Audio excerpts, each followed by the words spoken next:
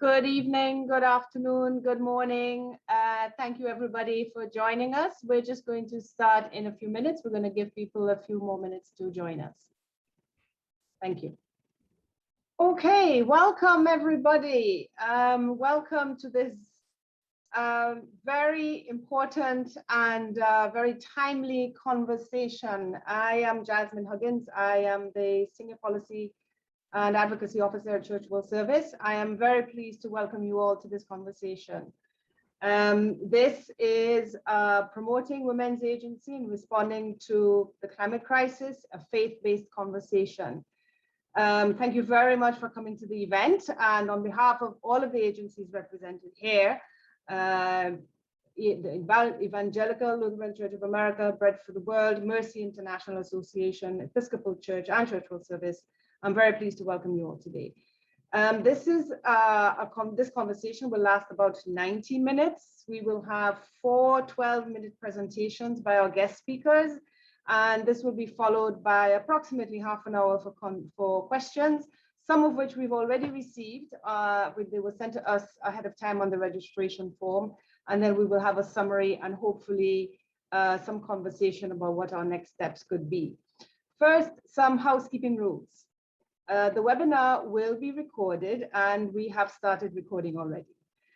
We welcome you to turn the camera on so that we can be in community together, but we ask you to keep your microphones off throughout the session until you're ready to speak. If you have any questions, please type them into the chat in the Zoom, and we will do our best to come back to them. Copies of the PowerPoints and the recording of the event will be sent to you if you would like the copies. If you would, please put your name and your email address again in the chat, and we will keep a record of those and send them out to you. First, a little bit of framing and something about who we are and why we're doing this. The 4 organizations represented here all advocate for climate justice and gender justice. We work in different places and we have different approaches, and sometimes we even have different beliefs. But we are all united in our understanding that the people who are most affected by climate change did not cause the problem, have the least power to influence climate decisions now being made by governments and presently by the intergovernmental body at the UN, and that they need to be heard. We are also united in our belief, and this is backed by evidence and our own experiences on the ground, that these affected communities are not powerless. They have their own solutions and they have agency. Our conversation today will address these impacts, local solutions, and what we as faith organizations and actors can do to support these communities. Today we have 4 experts who will help us to explore this topic further. Ruth Ivory Moore is Program Director for Environment, Corporate Social Responsibility at the Evangelical Lutheran Church in America. She is responsible there for guiding and carrying out the church's witness on public policy related to climate change, environment, energy, agriculture, rural development, and sustainability. She's a Senior Policy Counsel, and she leads the ELCA's work on corporate social responsibility and in addressing structural racism and environmental degradation. Dr. Angela Reed is head of Mercy International Association, Mercy Global Action Office, Sisters of Mercy. Her primary research interest is gendered violence, especially human trafficking. She has researched trafficking in the Philippines and lectured in Australia. She has integrated her professional background in education, social work, and theology to adopt an interdisciplinary approach to research, service provision, and public advocacy. Karen Bigelow is Climate Change Policy Advisor at Bread for the World. She is research analyst and project manager, looking at the intersection of climate change and food security. While in seminary, she conducted research on environmental justice issues and the intersectionality of food security and womanism. Karen serves on a steering committee for the American Baptist Church's Creation Justice Ministries. Linnea Main is the Episcopal Church representative to the UN. She represents their concerns and policies in partnership with the Office of Government Relations. She accompanies Episcopalians in their UN engagement. She has been active with other Episcopalians in building the Episcopal Church's presence at the UN for the past 10 years in various priority areas, including women's empowerment, gender equality, and environmental climate work. I am very excited to have 4 expert speakers, and we've been working on this for a very long time. Thanks to all 4 of you for making it possible, and particularly Sister Angela for doing this so early in the morning all the way in Australia. Welcome to any Australians on the call, by the way. Ruth, handing over to you to start us off. Okay, thank you, Jasmine, and thank you to Church World Service for addressing this critical issue of gender and climate change in this time of crisis. Next slide, please.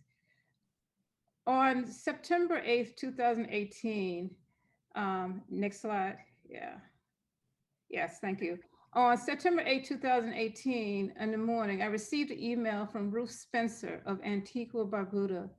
The 3rd line of the email read, "Who is the messenger? Who is the voice for the people of Barbuda, a small island with a real and exceptional case of loss and damage, and the impacts of the community of women and their children?" Next slide, please.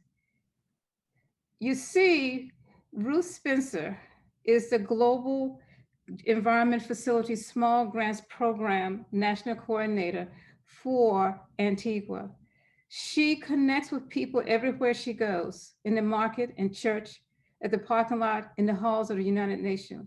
Actually, I met Ruth in the hallways of the United Nations Framework Convention on Climate Change, UNFCCC's facility during the intersectional climate change meetings in spring of 2018. I was sitting in a foyer outside of an area of a meeting room on the phone with our IT people in Chicago to get help with my computer, and she needed an iPhone charger, and we just started talking. I found out that she builds, connects, and builds networks and capacity of local community groups through education, training, resource, mobilization, and partnership. The email from her on the 8th went on to say, September 5th marked 1 year since Hurricane Irma, and even though the children came back to Barbuda to go to school, the primary children are still at home for the school building not yet repaired. The livestock farmers have appealed to me for help. The sea level rise has brought salt onto the land and it cannot grow fodder and crops for the animals. So they are left to roam in the village. No bank is operational on the island. The women who have no food or nutrition security.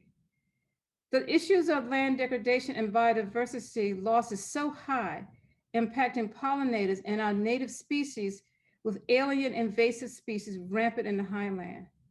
Many homes are not repaired, still many without light and water. And the emotional stress is all the women to me talk to me about when I meet with them. Each succeeding word was even more heartbreaking. Unfortunately, though, in this time we are in now, Antigua's narrative, as described by Ruth in that email, will no longer be atypical. We are in a desperate fight for survival of our planet and all its inhabitants. Next slide. As most of you know, in 2015, December 2015, the UN parties reached agreement on an international document, the Paris Agreement. But you might not know that Paris Agreement's preamble recognizes key principles that include respecting human rights, the rights of indigenous people, gender equity, intergenerational equity, food security, and a just transition. A just transition is a transition to a net zero carbon society, sustainable, resilient world without leaving stranded individuals or communities. Just transition decisions capture each geographical area's uniqueness, recognizing the interconnectivity of all creation in all environmental, social, and economic systems.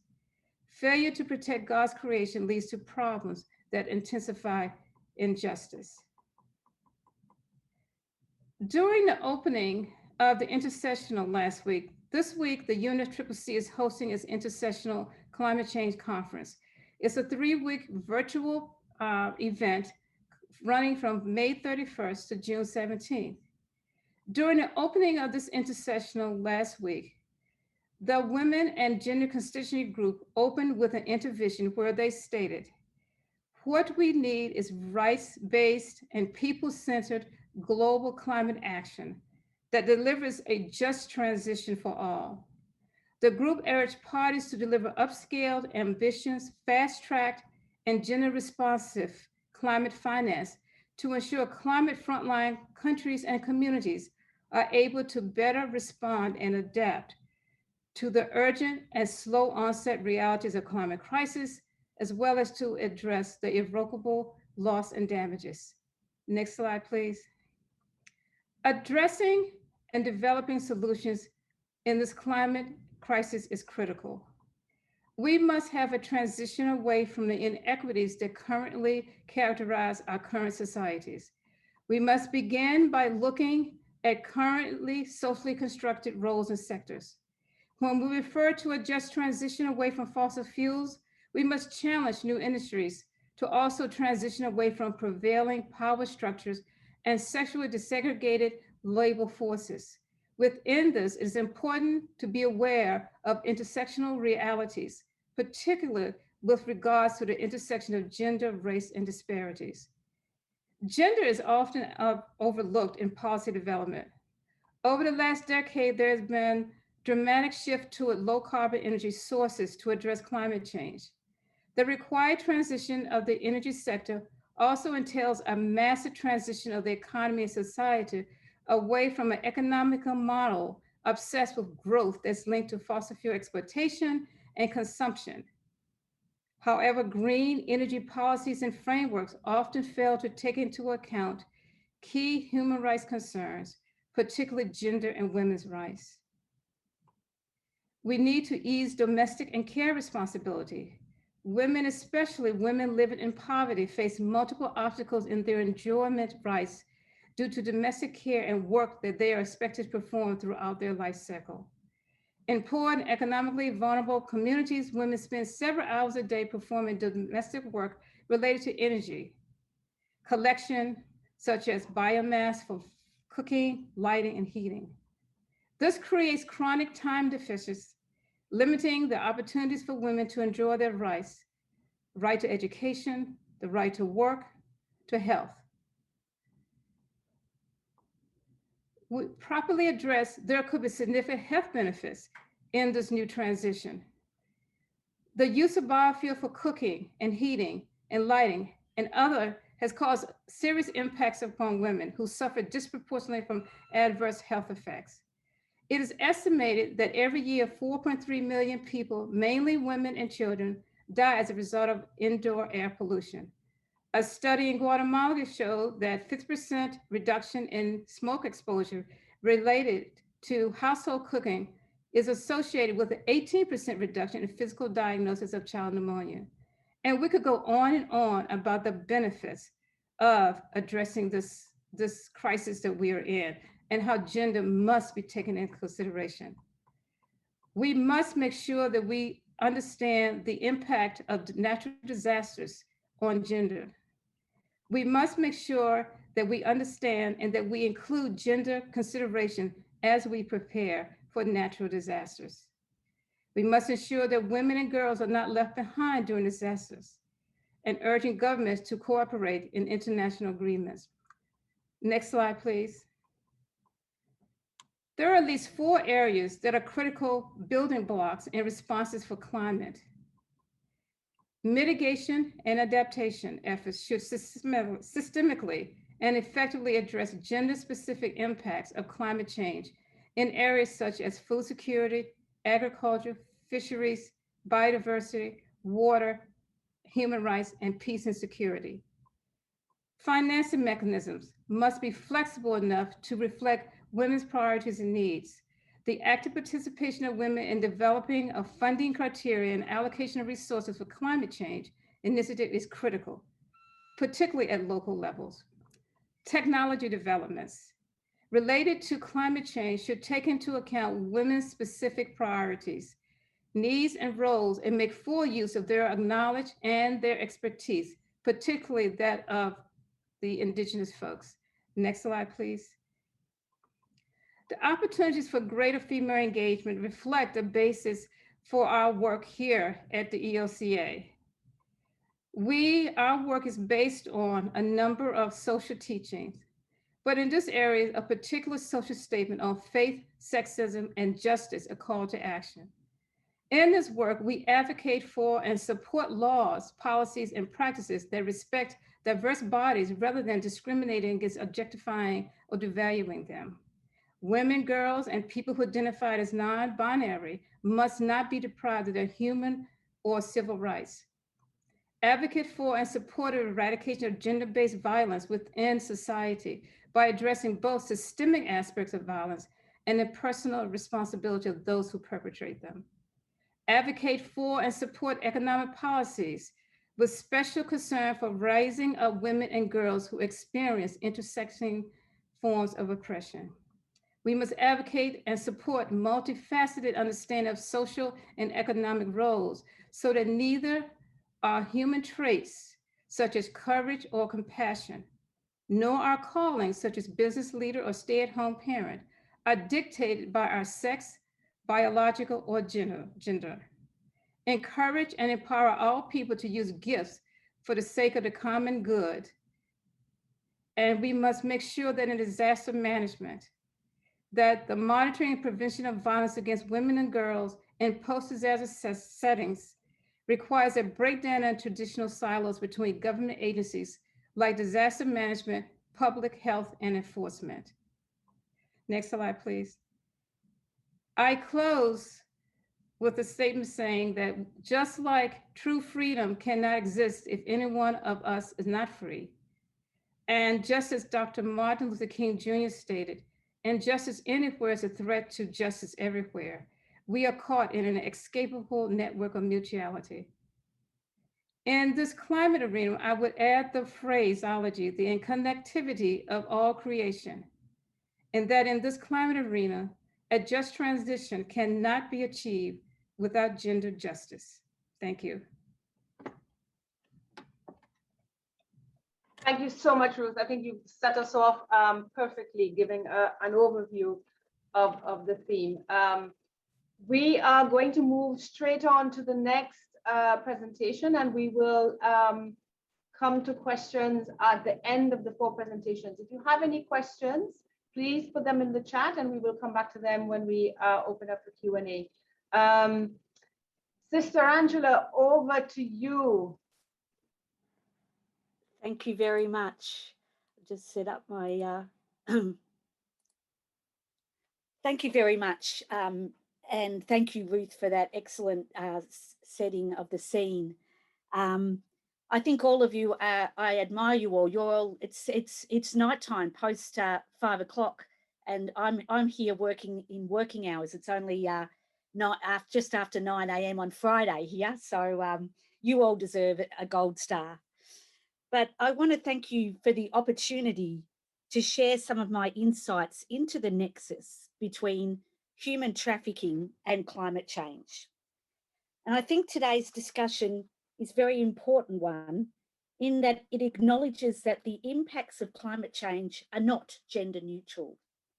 My particular area of concern over the past 10 to 15 years has been human trafficking and its impact on women, another issue that is not gender neutral.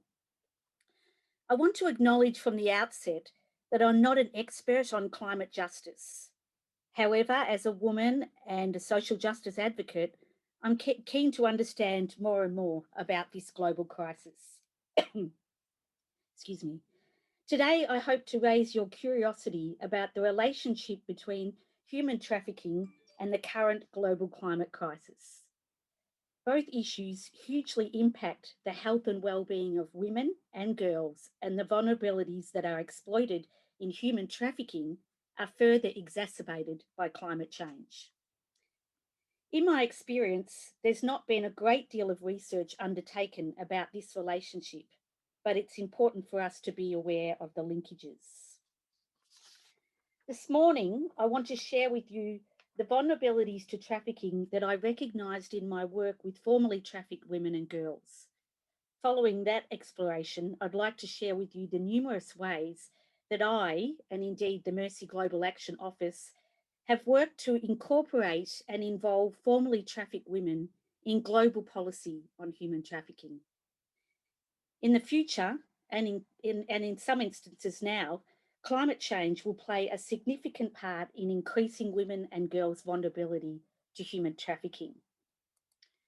According to a 2010 study on the impacts of climate change on women, women are more likely to die in climate change-related disasters, be displaced, experience increased burden of water and fuel collection, feel the effects of rising food prices most acutely, suffer exacerbated health inequalities, suffer from violence, be expected to and need to adapt to the effects of climate change, and suffer as a result of intended solutions to the problem of climate change. We've also learnt that the negative effects of long-term climate change in the global south are disproportionately greater on women than men.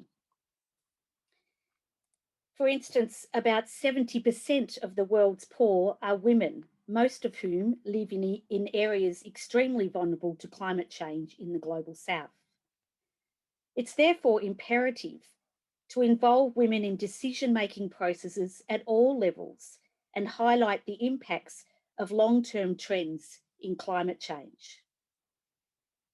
Despite the structural and systemic challenges that rural women in particular face, they should not be seen, as we've already said, as passive victims to the hazardous impacts of climate change. Although aptly rural women are considered among vulnerable populations to climate change, their sources of knowledge and the role they can play towards climate change adaptation and mitigation should be considered essential at all decision-making and policy levels. From my experience, the benefits of building, the benefit of building women's voice, visibility, empowerment, and participation in forums where decision-making is being made cannot be underestimated. We have all heard the term "nothing about us without us," and this has been a main driver for our inclusion of women survivors of trafficking in conferences, publications, and global conversations. Having listened to the voices of women who've been trafficked for the purpose of sexual exploitation, I now seek to challenge the dominant narrative that the experience of human trafficking is a random act of violence imposed upon unsuspecting victims.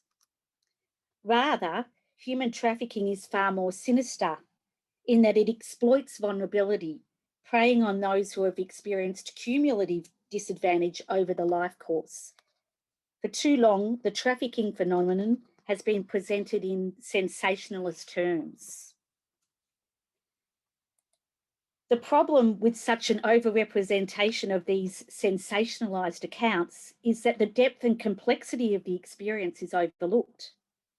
And whilst not wanting to discount in any way the horrendous nature of human trafficking, a heightened focus on random acts of sexual violence rather than the life trajectory of the person trafficked and their social, historical, and economic circumstances results in narrow and essentialist ideas of what it means to be a victim of trafficking for sexual exploitation. The dominant narrative is not only present in the general public domain, but is reinforced in public policy. Even within the walls of the UN system, we hear cries to prosecute the traffickers as if the problem can be solved purely through a criminal justice lens, whereby resources are poured into criminal pursuits and prosecution.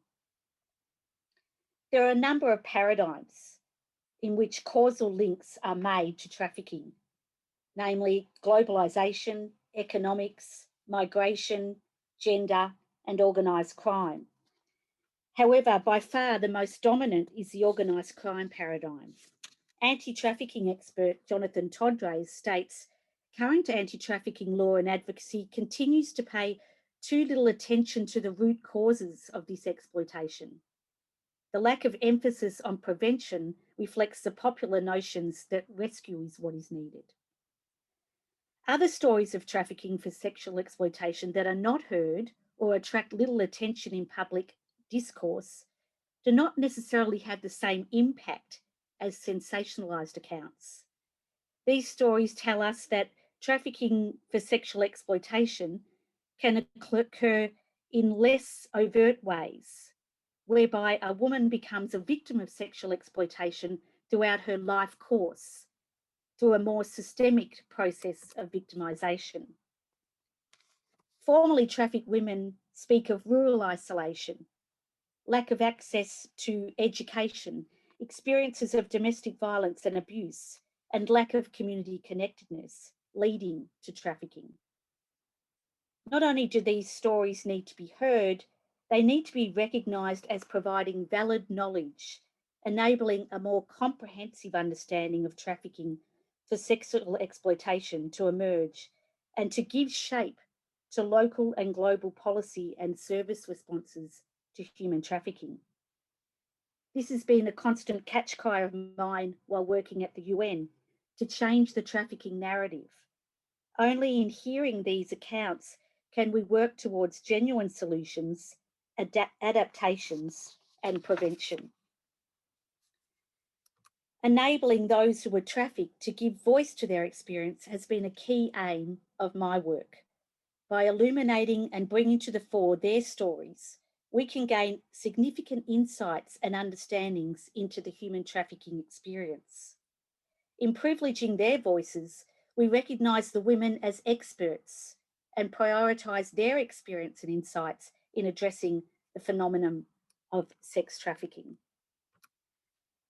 From a human rights perspective, it's imperative to understand the human condition of those most vulnerable to being trafficked and those who have been trafficked. Anti-trafficking advocate Irene Khan says, voice is not simply about the right and opportunity to speak out. For poor people's participation to work, not only must information be available, but the state must be accountable to the voices that are raised. It's therefore incumbent on not only states, but society in general, to listen to the voices of those most affected by trafficking and to respond to the insights gained from hearing their accounts. Some of the ways in which I've sought to bring the voices of women into public discourse is through co-editing a book entitled I Have a Voice, Trafficked Women in Their Own Words, and through bringing formerly trafficked women to speak at events within the UN system. In this instance, the Commission on the Status of Women. Any statements made by the Sisters of Mercy in relation to trafficking highlight the significance of women's insights about trafficking to public policy and prevention. Our Mercy UN office also had formerly trafficked women actively participate in dialogue over the 16 days of non-violence against women. And we continue to seek out ways to bring their voice to the global table. Likewise, women's experience of the climate crisis needs to be given a space in policy-making settings. Ecofeminist and academic Sherilyn McGregor claims that climate change debate has been shaped by stereotypically masculinist discourses. She states, after several decades of women carving out a niche as advocates and exemplars of more sustainable ways of living, climate change has brought about a masculinization of environmentalism. Men dominate the issue at all levels as scientific and economic experts, entrepreneurs, policymakers, and spokespeople. Women's trafficking accounts unveil the reality of the experience in a way that no theoretical analysis can.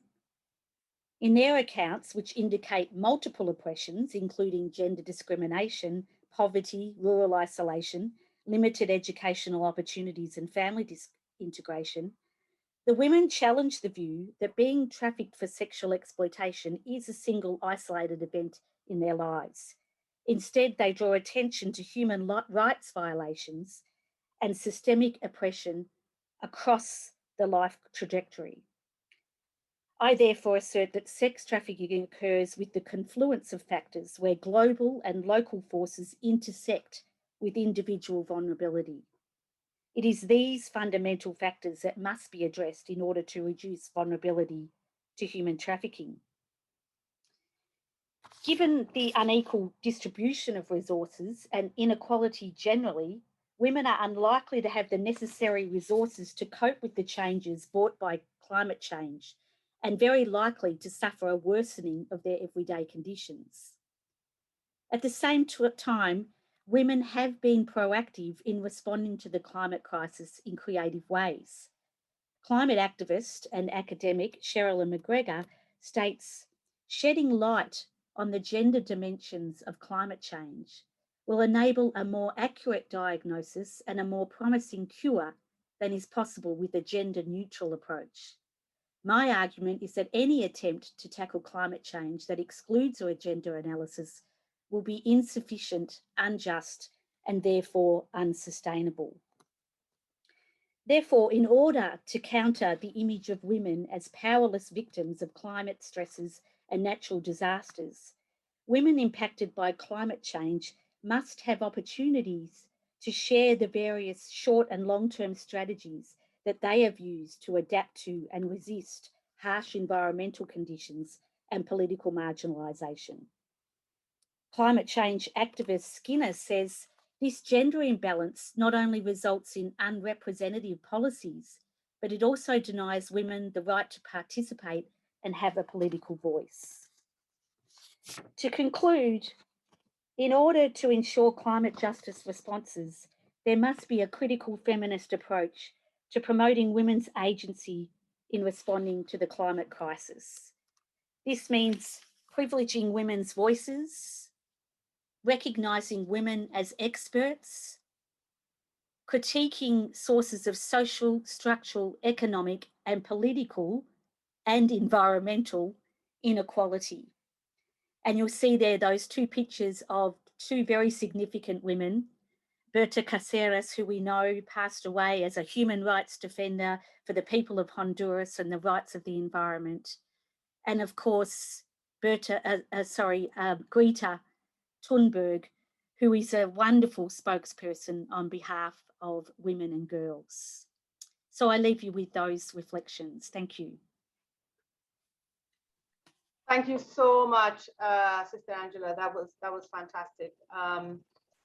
So we've already had two fabulous presentations. I've picked up themes of systemic exploitation, the need to give voice, women as experts, the need for human rights perspective, space in negotiations, confluence of factors, intersectionality, and critiquing inequalities. Karen Bigelow, over to you. Yes, thank you, Jasmine. At Bread for the World, we deal with policy as we're trying to see an end to hunger. And so today my presentation is going to be primarily focused around the intersections of climate, gender, as well as food systems. And so at Bread for the World, we are advocating for policies that will end hunger in the US and around the world by 2030. Which is really not that far away when you think about it. However, what we do know is that climate change threatens to push an additional 100 million people into poverty and consequently hunger by 2030 as well. And so the progress that we've made to actually achieve the 2030 goal is actually threatened to be undone, because for the last few years, we've seen a rise in hunger due to issues as conflict, but also due to issues such as climate change. And so we know, as my colleagues have said, that women are disproportionately impacted by this. This means that women are more likely to experience hunger, they're more likely to lose their livelihoods and to have compromised health as a result of climate change. And so the majority of the world's low-income population, unfortunately, are women. As it was said before, that's around 70% of people. And these women are more dependent on their livelihoods around the natural resources around them.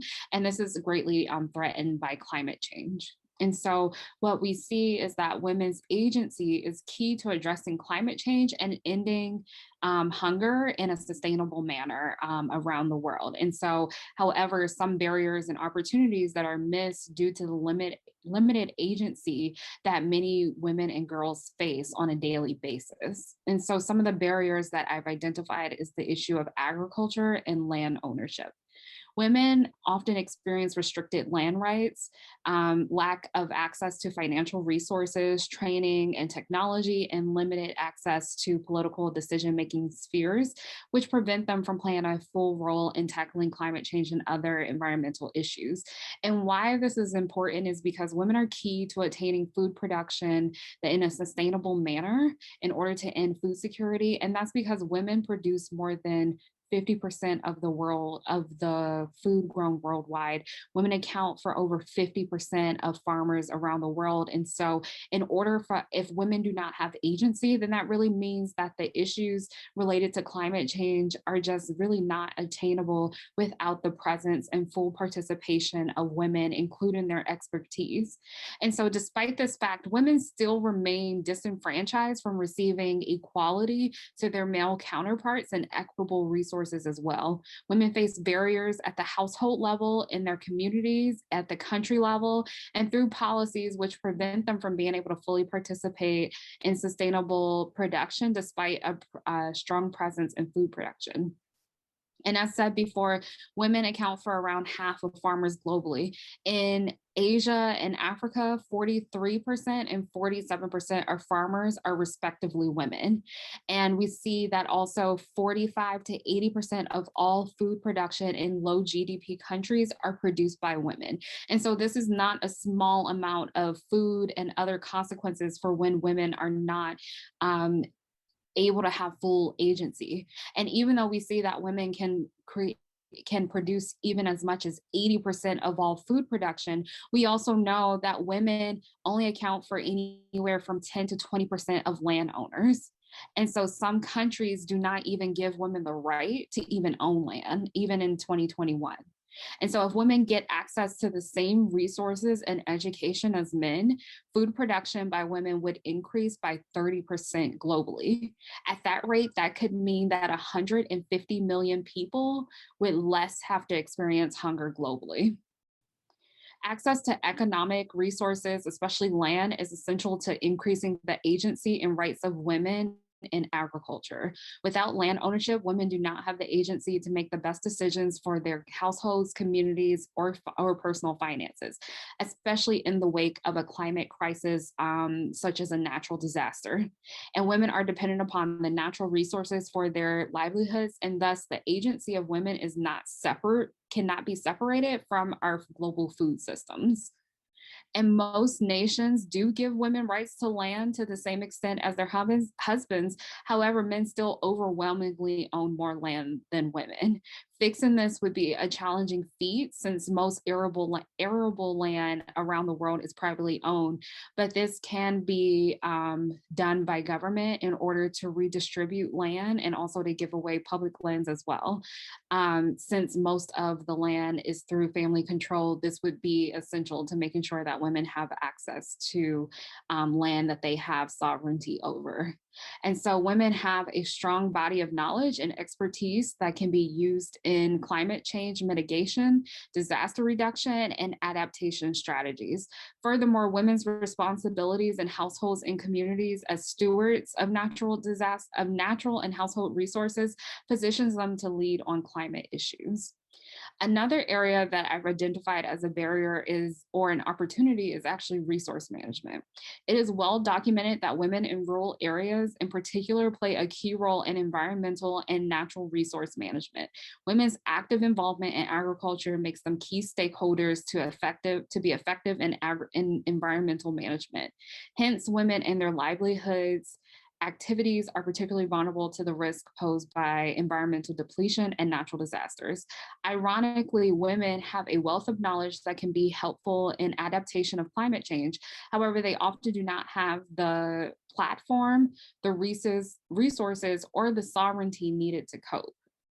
And then the last barrier that I'll bring up is social norms. Social norms are a big component of why women have limited agency and why they feel disproportionate impacts to climate change. Women are often responsible for gathering and producing food, collecting water, and sourcing fuel for heating and cooking, as one of my colleagues pointed out. With climate change, these tasks are becoming harder and difficult, and it's taking more time in order for them to be accomplished on a daily basis.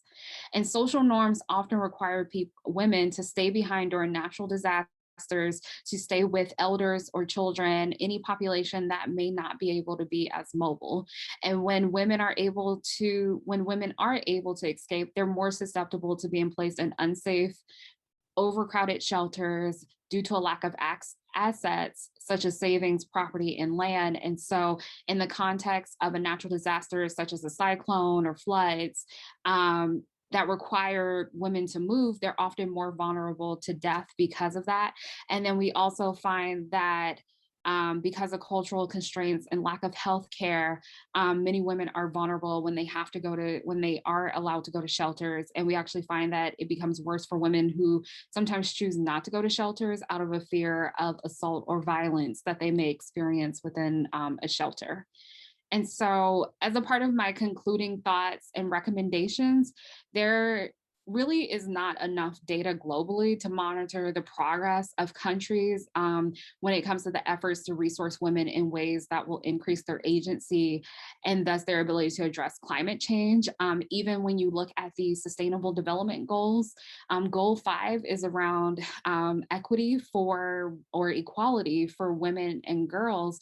And yet, when you look at the statistics, many of it in the last 5 years a lot of countries do not update their information. We don't actually know how we're making progress towards the goal of having equality for women and girls. And yet here we are getting closer and closer to meeting the 2030 goal. And so at this point, we're not even completely sure how we are in making progress on if we'll even meet the goal by 2030. And then also, I want to point out that because there's a lack of data, that's also concerning to me about the way that we approach actually addressing these issues. For example, the needs of women are different. Women in urban areas have different needs than women in rural areas. And so when we see that there's no data, how can we properly track to make sure that those who are in rural areas are getting the services that they need? We can't apply a one size fits all when it comes to resourcing women with their needs. And so therefore, without data, how can we possibly know if we're actually being effective in the various approaches that we need? And another recommendation is that policy at the country level and multilaterals, such as the United Nations, need to have more explicit language and indicators about equity and not just equality for women. Often equality measures outputs. In order to achieve equal outcomes, women must get additional inputs though. Governments and civil society, when working with women, should intentionally give women equitable resources. Allowing women to acquire land does not mean that they will have parity in land ownership to men. In other words, when women have the right to get land, that means they can own land, but that doesn't mean that they actually will own land, because there's a lot of other barriers in order to meet that. And so, for example, if a country is to give out land to different citizens, in moments like that, they really need to be intentional about allocating more land to women in order to be able to have equal outcomes. And this would also be a part or first step to really try to correct some of the historical discrimination that women have faced for generations. And then lastly, social norms that make women more vulnerable to climate change and hunger needs to be addressed at the household and community level. Laws that address discrimination against women is a great first step. However, this does not mean that laws will automatically change cultural norms that give preference to patriarchal customs that compromise the agency of women and girls. This will be a harder task to address, but it isn't impossible to shift public opinions and gender norms. Thank you. Fabulous. Thank you so much, Karen. A plethora of issues, and thank you particularly for raising the issue of evidence and data and indicators and linking that to the overall structure And that's a perfect segue for Linnea. I see you nodding away. So over to you, Linnea. Thank you, everybody. Can you see my PowerPoint? Yes. Somebody could thumbs up? Okay, wonderful. Thank you, everybody. It is really a pleasure to be here, and it's wonderful to come last because everyone's done a lot of the work for you already, which means you get bonus time. So thank you, Ruth, Angela, and Karen, because I can skip about half my slides. I want to just start by saying I don't consider myself an expert in this at all. What I have to say is more based on experience, and I consider myself very much a learner in this space. And I know that in addition to our wonderful speakers, that we have some very highly qualified experts who have joined us for the conversation. So I really look forward to others' input as well. But I'm happy to share what I've learned and what we have learned in the Episcopal Church, working in multiple spaces. So I've been asked to target what are UN opportunities for women's agency and participation for the climate crisis. And the more I read, the more I felt I didn't know. I must be honest, it felt a little bit like Around the World in 80 Days. So if you have a feeling of whack-a-mole as we're going through this presentation, you're not alone. I feel so as well. I'm sure there's plenty I've forgotten, but we're here to learn together. So in that spirit, let's get underway. First off is something that everyone, all of the wonderful speakers have already covered, so I won't go back through what has already been said so eloquently by Ruth, Angela, and Karen. I do, though, just want to share a couple of statistics that highlight some of the aspects that they talked about and that really struck me personally and touched me as I was learning about them. One is from a UNICEF WHO update from 2012 on the progress on drinking water and sanitation. And one of our speakers mentioned how climate change makes it that much more difficult to find water and fuel, especially for women and girls who are often the ones trekking to locations to find that and how much that takes of their day. The statistics in 2012 were that men would have a combined 6 million hours. This is across 25 sub-Saharan African countries, spent fetching water every day. Women, 16 million, and children, 4 million. So women are about 4 times as many hours spent fetching water and fuel as men or children. I was also struck by a statistic on from the WHO that there will be an additional 250,000 climate-related deaths per year between 2030 and 2050 from malnutrition, malaria, diarrhea, and heat stress.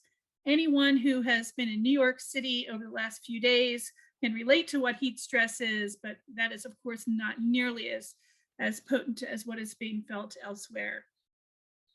Another thing that really struck home related to the last point on gender inequality and societal gender roles that Karen has just touched on is how those are exacerbated.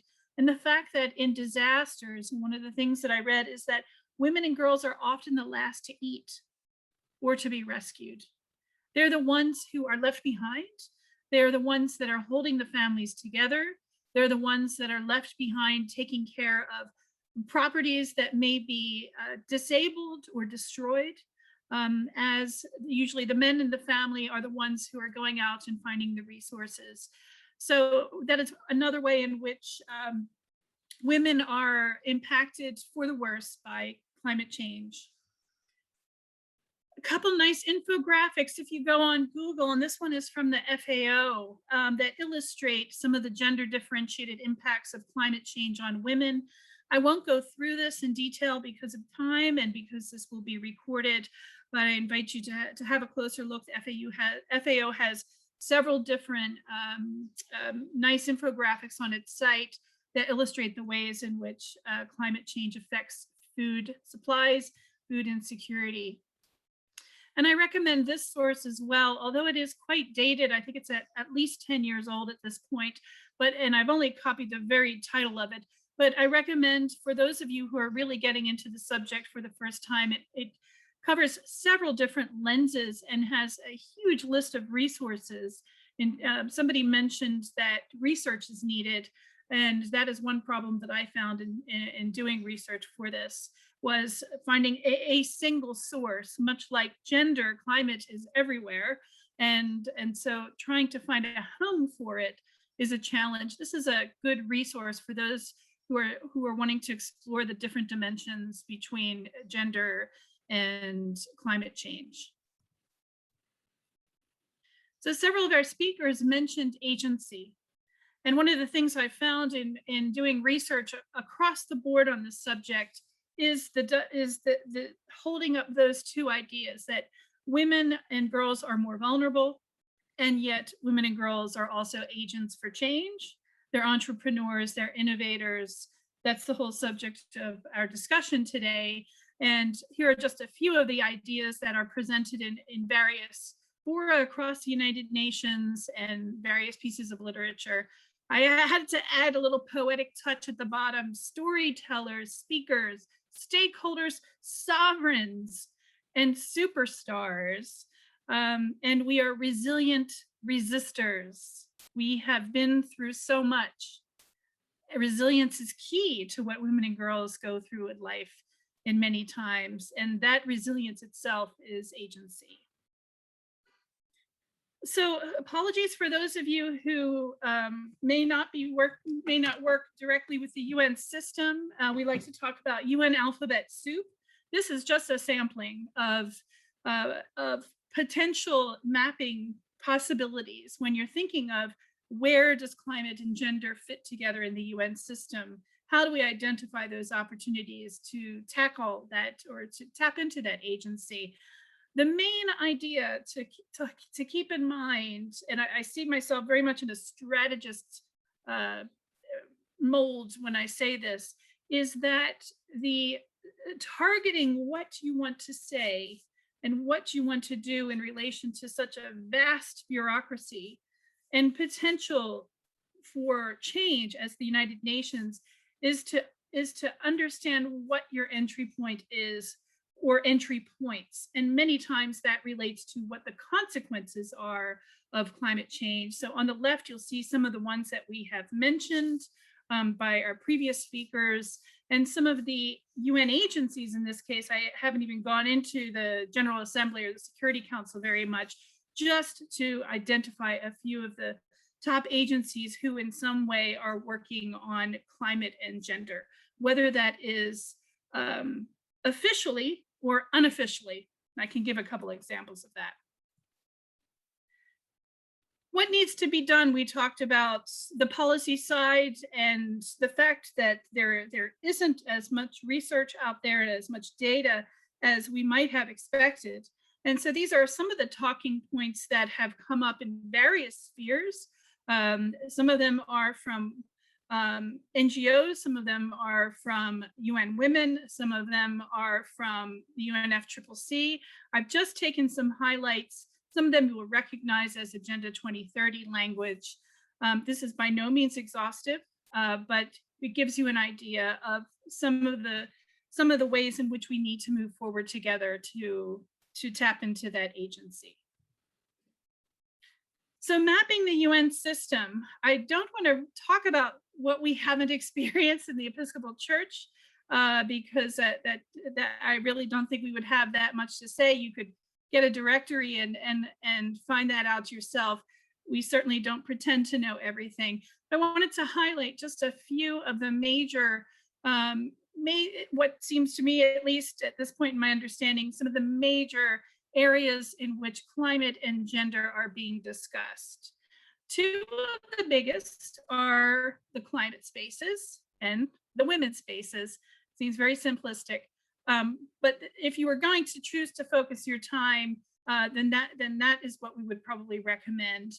Ruth in particular, and I and several others on this call find ourselves in various countries around the world at the UN climate change conferences that are run by the UN Framework Convention on Climate Change Secretariat. as well as its sort of sister organization known as the Intergovernmental Panel on Climate Change. This is the major UN agency linked to the International Climate Framework of the UN Framework Convention on Climate Change, where the climate negotiations that we hear about are being held. 1992 was really the start with the UN Framework Convention on Climate Change. Won't go into details. The main thing to know is that gender has emerged fairly recently as a topic of negotiation in this process, just ahead of the Paris Agreement, as you can see. Ruth, thank you so much. You highlighted the actual language for the Paris Agreement. I was cheering as I saw that. That was wonderful. The main thing to take away from this is that a few years after Paris was the adoption of what's called the Gender Action Plan, and before that, the Lima Work Program on Gender. Now, as with all things UN, it can become very esoteric very quickly, very labyrinthine, and we don't want to lose you in the details.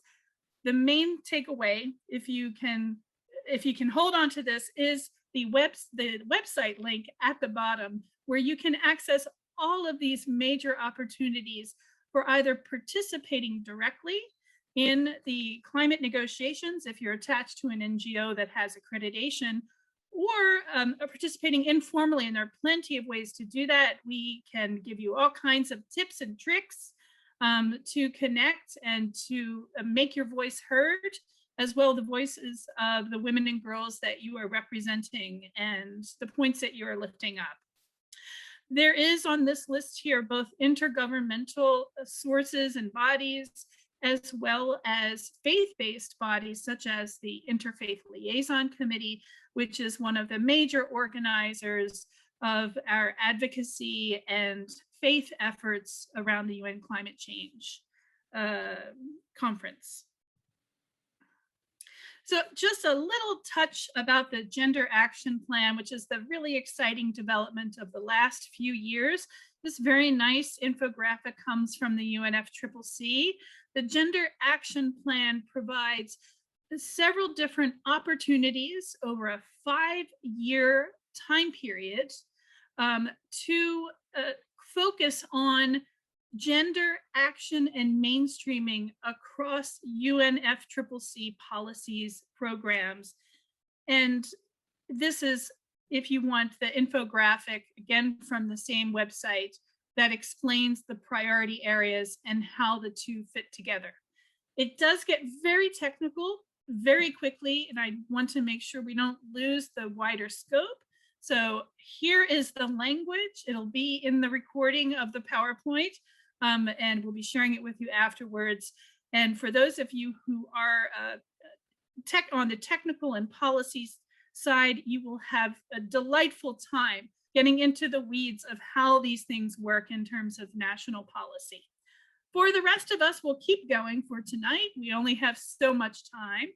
Another major opportunity is through UN Environment, which has an equivalent type of, although it's not necessarily climate, larger aspects related to environmental protection, pollution, climate as well, many different opportunities, biodiversity, for women to talk about gender and how those impacts occur and what needs to be done through UN Environment and several of its programs, 2 of which are faith-based, Faith for Earth, and I know that we have a couple participants here who are deeply involved with that, and we are getting our feet wet as well as the Interfaith Rainforest Initiative, which I want to highlight as a program that's specifically focused especially on protecting rainforests and doing a great deal of work for protecting women human rights defenders and women protectors of the land, especially across the world, in various indigenous women in particular across the world. Some of us have the joy of participating every year in UN CSW, and so we know UN Women well. This is another major portal for gender equality and gender equity. I was surprised, I must say, in reviewing their websites and exploring their programs more, to see actually how little there was related to climate very specifically. For those of you who are familiar with the Beijing Declaration and Platform for Action, you'll know that we already have an environmental pillar, one of the critical areas of concern that dates from 1995. There's only one mention of climate in there in the sense that we understand it. And it doesn't refer at all, actually. It's more of a sort of, we need to know more about what's going on. So 1995 was not far enough along for this to have any kind of impact. However, a major opportunity is coming up very fast, the end of this month. If you are planning to take vacation, please do not stay attached to the United Nations and UN and sign up with the Action Coalition on Feminist Action for Climate Justice. It's going to be a very quick event that ends the kickoff of Generation Equality Forum.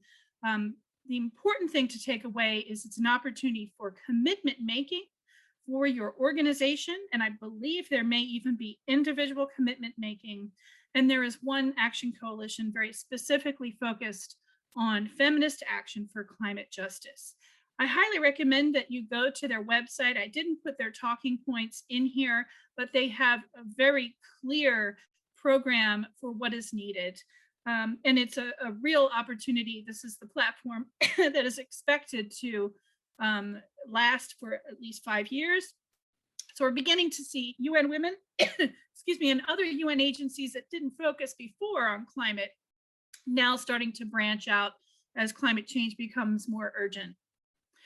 UNCSW as well next year is basically going to be focused on what we're talking about tonight, which is wonderful news for those of us who are writing written statements. We're ahead of the game, but over the next year, there will be a great deal of focus on climate change and gender equality and women's empowerment. And that will be the theme for UNCSW 66 in March next year. I didn't even touch on civil society, but each one of these agencies and UN meetings also has civil society working groups that work on parallel events. There are usually wonderful opportunities for women leaders, other girls, other leaders to have voices without having to be attached, so to speak, to the UN system. And that is quite an important point that I'm going to raise at the end. We've also worked in the Indigenous space, and this is really just a top line of, if you are working with Indigenous women and girls or Indigenous communities, a couple important things to know. There is a sort of one-stop shop with the Permanent Forum Secretariat. The website is there. It's quite important because it's an opportunity for Indigenous peoples to represent themselves.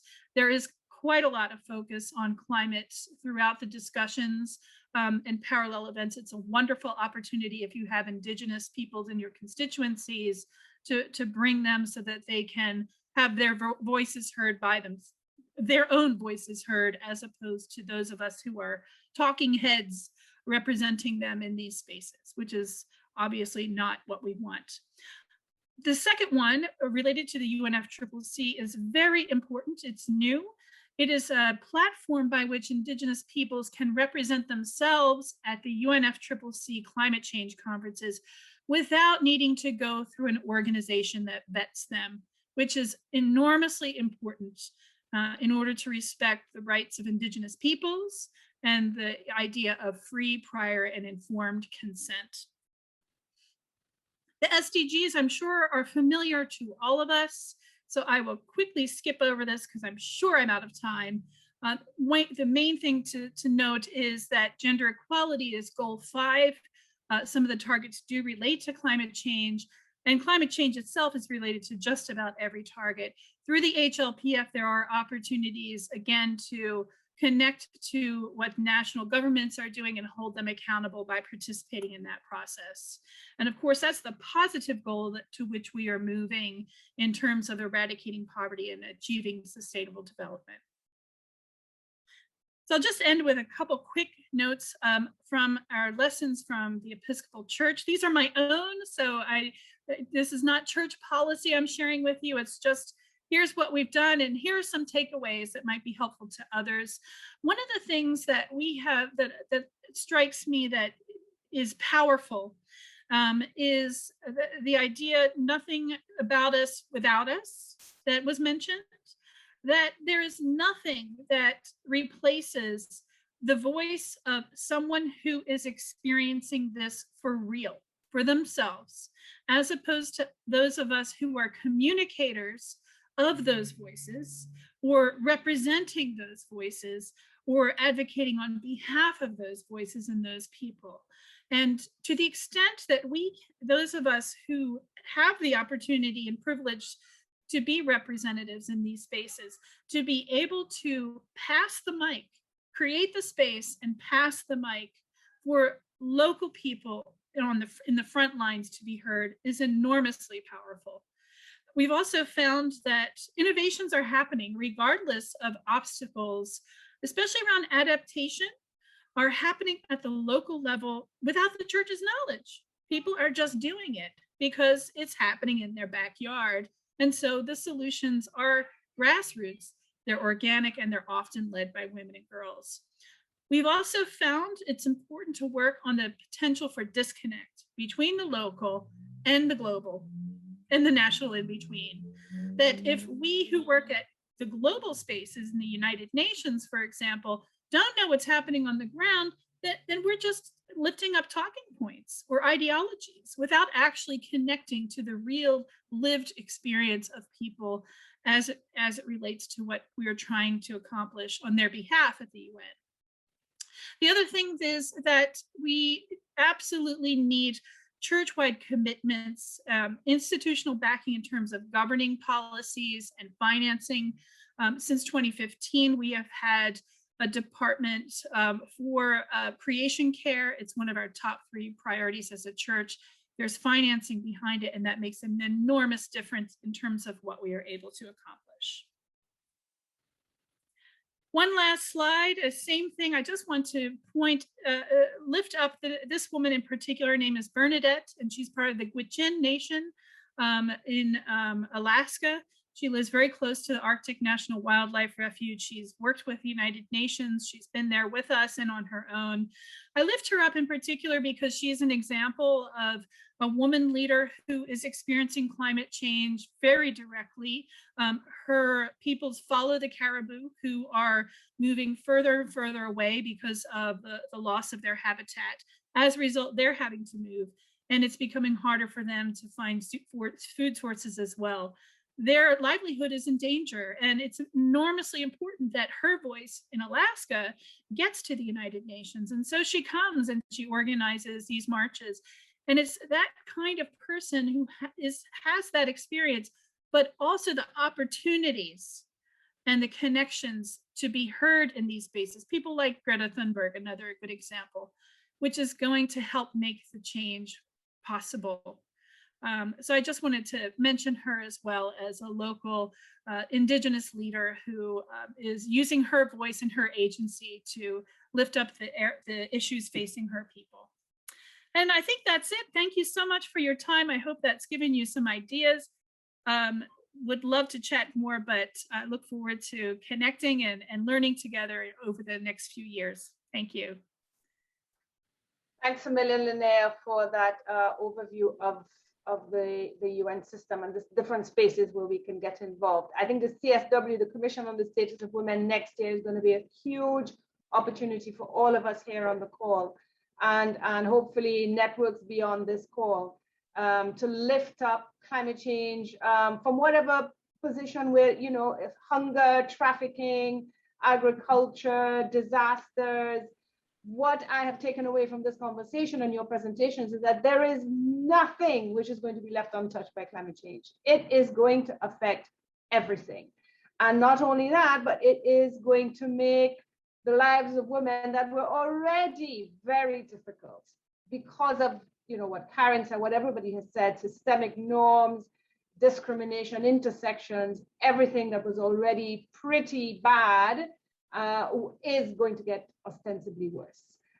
So we need all of us, and I would like to challenge you that you say you're not experts. You are experts in your field, all of you, and it is now incumbent upon us to bring that expertise, to bring climate into that expertise, and to take climate wherever you go next. I want to open it up to the floor for any questions, any comments from people in the call.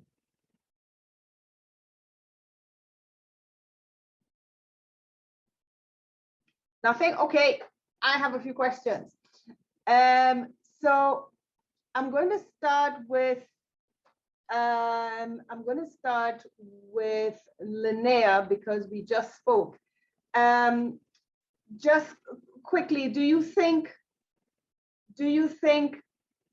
do you think we need to do very specifically to be more involved with the Gender Action Plan? What can we do specifically with the Gender Action Plan? Just a small question. Thank you, Jasmine. I think that really depends upon, for each of us, where our strengths lie. Not everyone here is necessarily connected with the UN system. It can be, as I mentioned, very much a wonky policy space, which is populated mainly by governments. If you are someone who is already involved with climate negotiations, following the policies, then I would say follow Ruth Ivory Moore, who is one of my mentors and sheroes for knowing and following and tracking the climate negotiations as closely as possible. It could almost be a full-time job just to follow UNFCCC climate negotiations. I would say for most of us, just learning what the Gender Action Plan is a good start. A lot of it is not going to be applicable to those of us who work in faith-based organizations unless we are deeply involved with climate negotiations and policies. However, lifting up the Gender Action Plan, spreading the word about it, encouraging others to develop their gender action plans, maybe for your own organization, for example, are worthy goals, and mentioning the UNFCCC as having a gender action plan is a good way towards achieving that goal. I can speak very specifically about the Episcopal Church. We don't have a gender action plan. We don't even have a gender person, a women's ministries desk. We used to. It's something that really debilitates at work. Doesn't mean that it doesn't happen, but making sure that if we are connected to policy or decision making, that we encourage that gender mainstreaming. Lifting up the Gender Action Plan as an example is a very helpful goal across the board. Thanks for that. I want to come to Karen because you mentioned the very important issue of data collection and indicators. And I think that also links to the Gender Action Plan, doesn't it? Because if we had better data, we had better indicators and a better tracking system metrics, then we could take resolutions or recommendations to the Gender Action Plan, presumably. So what do you think we could do better, Karen, to address that gap? Yeah, so I want to say one of the things I forgot to mention while I was speaking initially was that in the United States, for example, this data isn't even considered. And so it's a huge issue. In last year, I was able to find one article that was written in 2018, which was more recent, but then it was citing sources from the late 80s and early 90s, because that's how scarce research is around the impacts of gender when it comes to climate issues in the United States. So that's a huge issue. I think part of it is that, one, we just need our governments to be actually tracking this stuff. How are they looking at these issues? How many women actually have land? But I think when we have our denominations, our programs, any entity that does policy or programming, we have to make sure that we're actually looking for these things. I do not believe that policy can be colorblind. I also don't believe it can be gender blind. It has consequences often disproportionately to people who are more susceptible and more likely to face discrimination in society. And so I think when we do policy, we have to really think in the planning process, how will this impact women?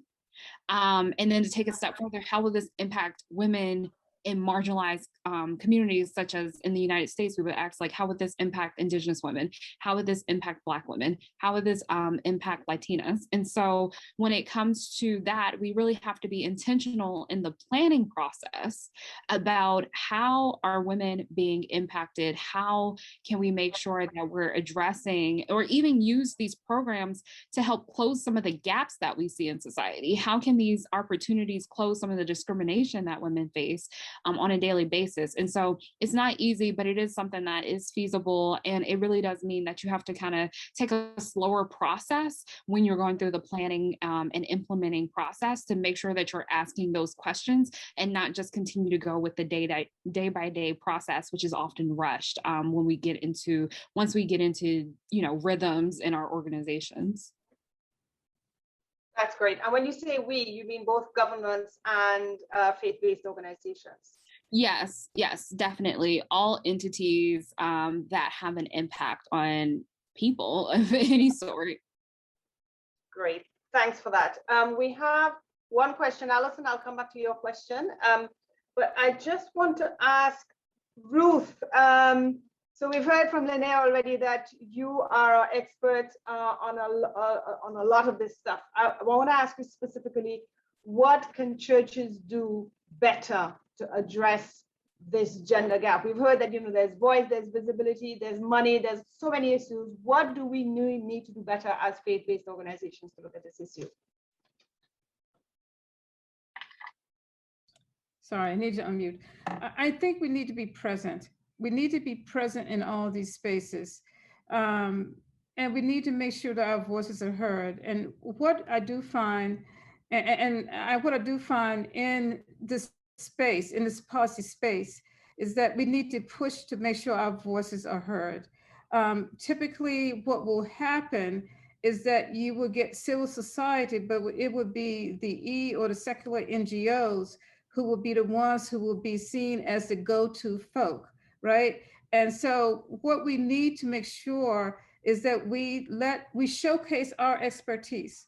We showcase the fact that we are there. We showcase the fact that when, in an instance like a disaster happens, we're there before, during, and after. We accompany people. We have that expertise, and we value the expertise of the people on the ground. So I think the best thing that we can do is to make sure that we're there. I remember there was a statement by the late Representative John Lewis, which said, if the table is full and there's no chairs there, bring your own chair, okay? So what we have to do is to start to push our way in, and that's from every faith-based organization, and make sure that we are heard. We're starting to do that now here within the US, because we're seeing that, and this is where I think we need to start to work the most on, because we can help to sway them. And we need to make sure we're in those spaces. I just recently became a member of what they call their kitchen cabinet. And I didn't realize how much I did not know, because now we are not seen as that go-to entity, but we need to start making them know, whether you're a US government or whether you're dealing with the international channels, that we have the expertise you need. And not only that, the people on the ground, the Indigenous folks, trust us, because they know that we care for them. Thanks for that, Ruth. Sister Angela, first thing, can you put the link to your book in the chat so that we can all have access to it? I'd certainly love to have a copy. Second, I'm struck by the fact that we don't hear very much this conversation about the link between climate displacement and trafficking. What do we need to know better? What do we need to do better to understand the extreme risks that women are going to face as they become more and more displaced by climate change? Thanks, Jasmine. Yeah, I'll certainly place a link to the book in the chat. I'll find it in a second and put it in there for you. I suppose what I've found, and even listening today, it's how much I don't know about the issues. And Lanaine, really, you captured that so well. I think one of the things, there's been, as I said, very little research from what I could ascertain about the link between human trafficking and climate change and the climate crisis. But I think we have to think more readily about the systems that oppress. And so it's the same systems of oppression that will be enacted in climate crisis. So we know that women in the global south who are facing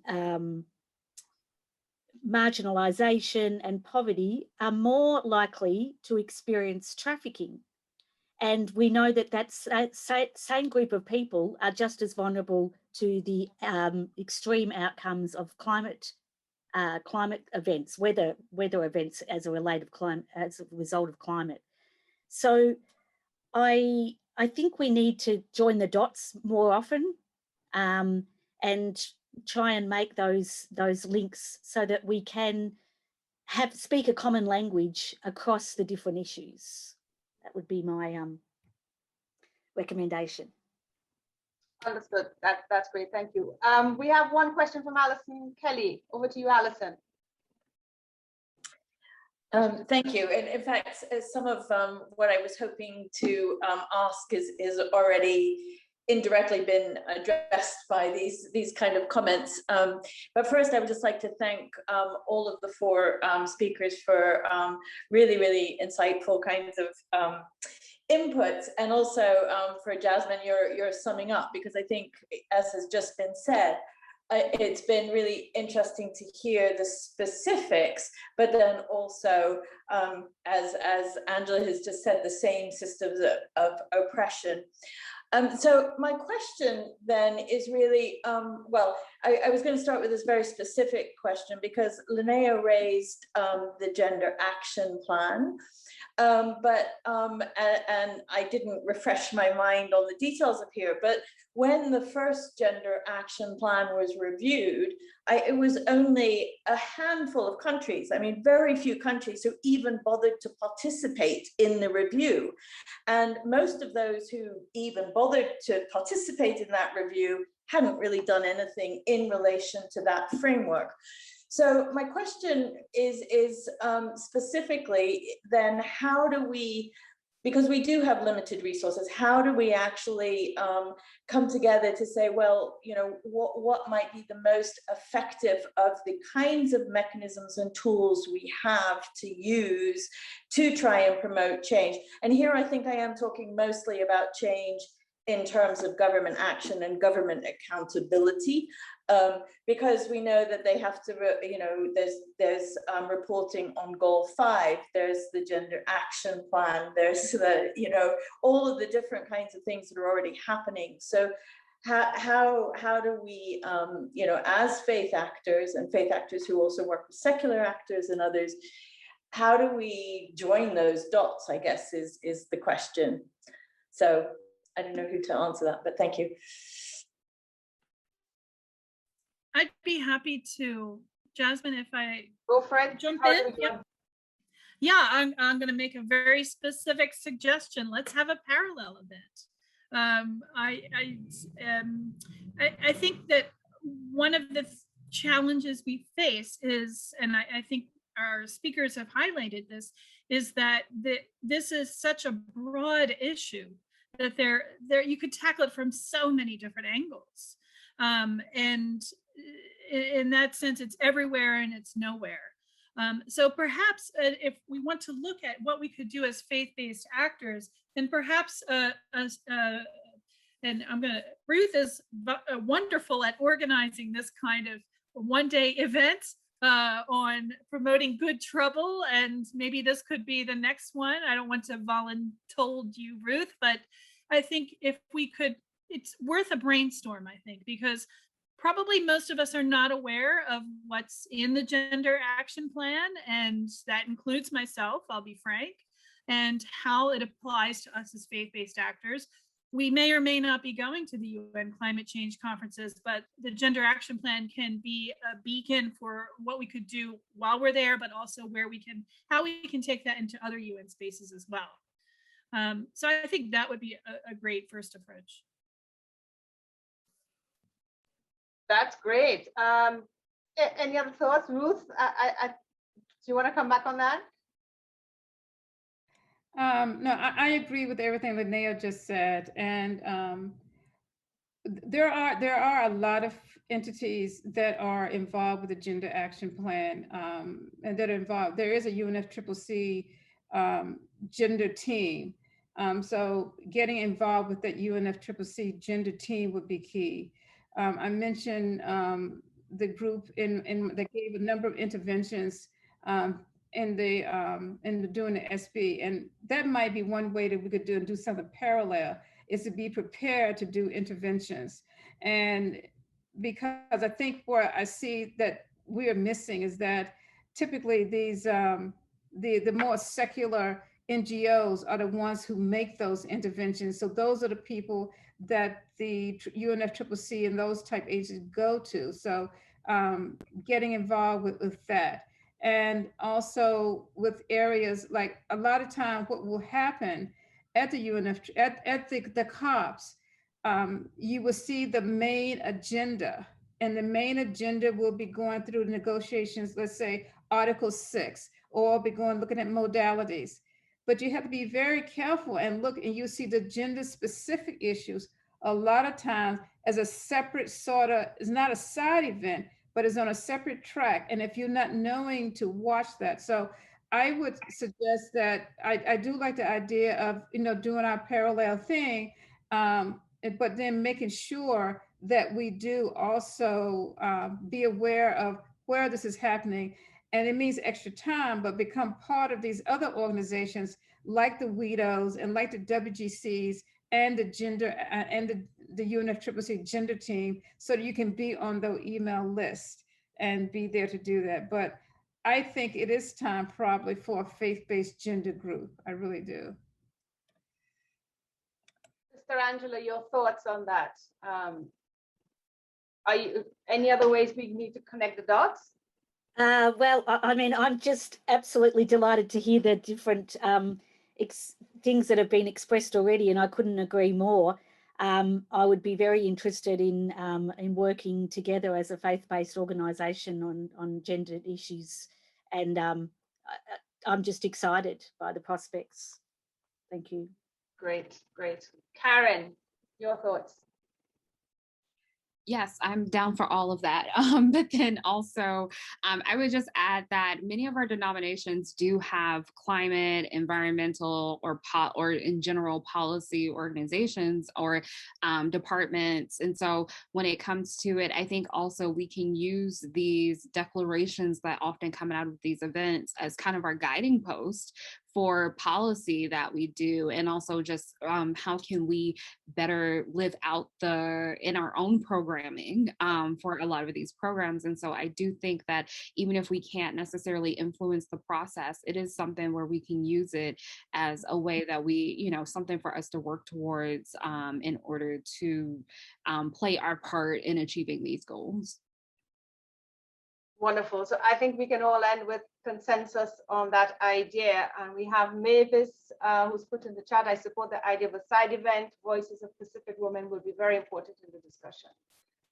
Wonderful. So I think that brings us to the end of the conversation.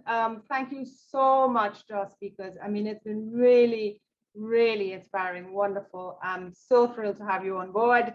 And good morning. You're closer to the weekend, Angela. Let us know. Wave to us from Friday morning. Thank you to everybody who's come in and who's stayed with us late. If you're in the US, it might be late for you. Really appreciate your time. And to my speakers, thanks again. We will be in touch. We will be in touch, and we will have a follow-up conversation so that we can see what the next steps are. Thanks, everybody. Have a good night and have a good morning, rest of the day in Australia.